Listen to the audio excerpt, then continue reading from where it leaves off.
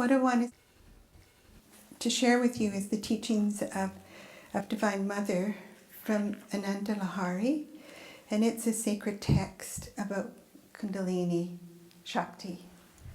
It's 41 stanzas, the whole Ananda Lahari, the Wave of Bliss.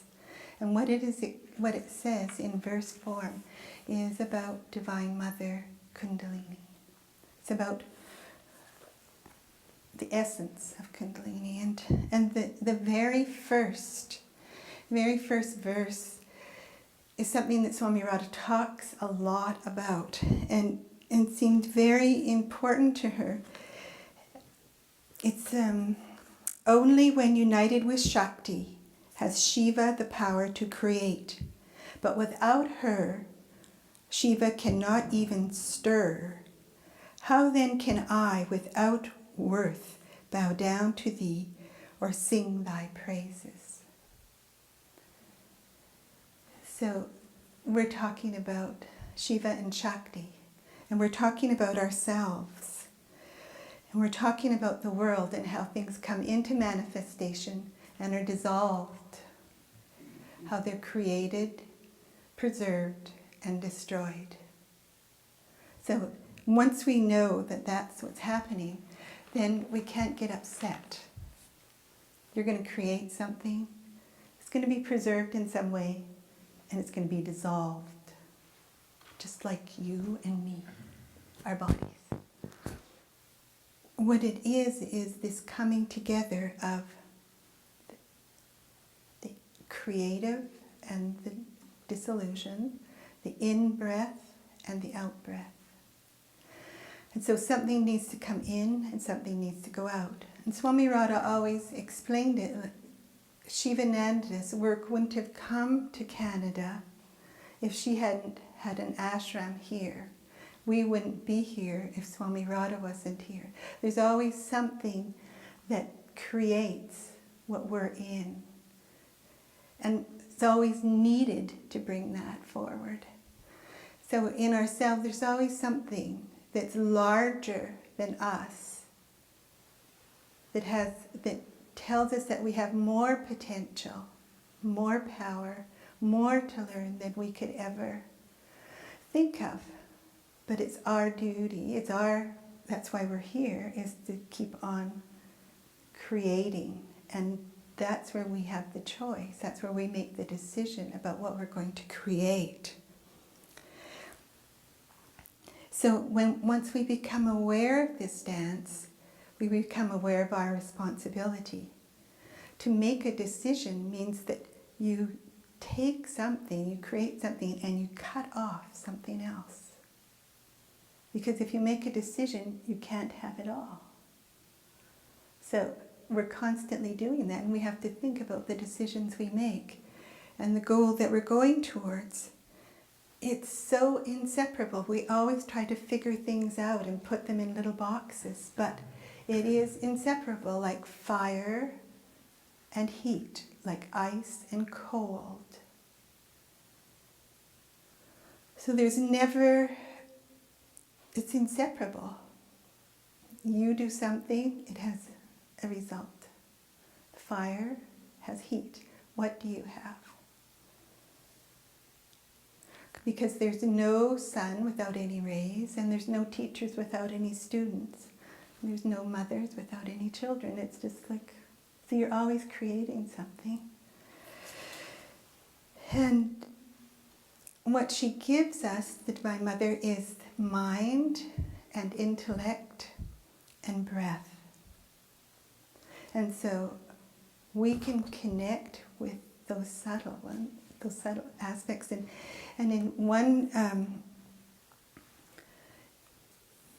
commentary it says that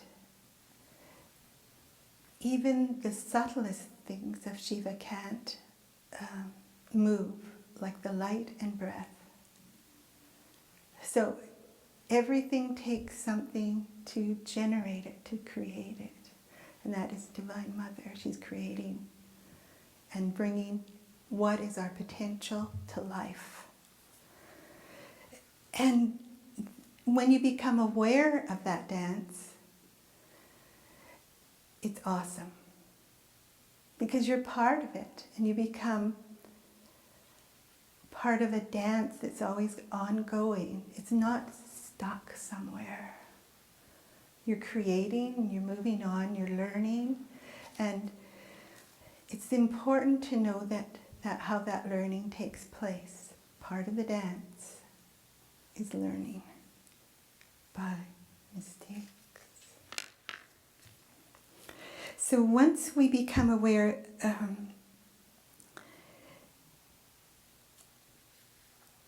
that there's another dimension, you're studying yourself, but in many, many dimensions.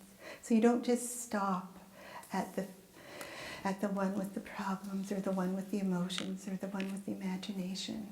You just keep on. There's different levels, there's different dimensions to you. So the same thing is happening in the world, and it's dazzling then. And they talk about the space and how the whole, when you look up into the sky and see the dazzling dance of the whole universe, you're part of it. So I find it really interesting to see that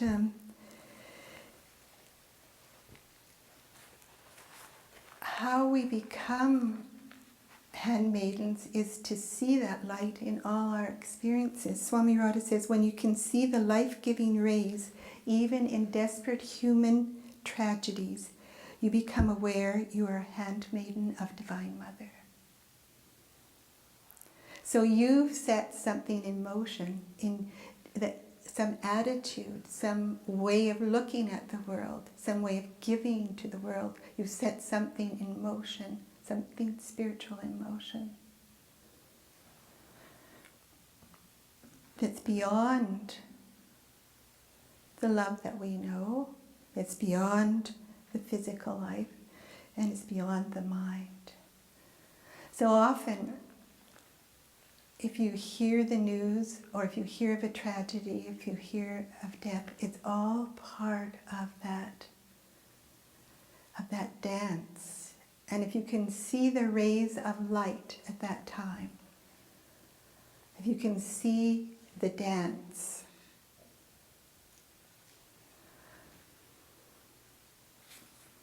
then it becomes a benefit, like you become that handmaiden because you can understand and you're less worried. But she says what you need is the purification to be able to attain that power.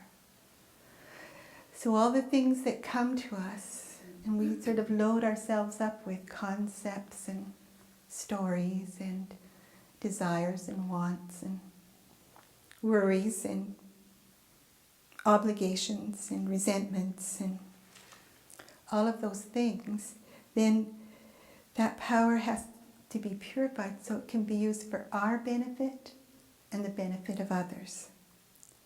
And your own sincerity protects you. So if you really, from a heartfelt place, desire to help the world, people always want to go off and help the poor down somewhere and help this, but they haven't got the core, that idea of what a handmaiden really is. And then the help isn't what people really need. You need that core in yourself.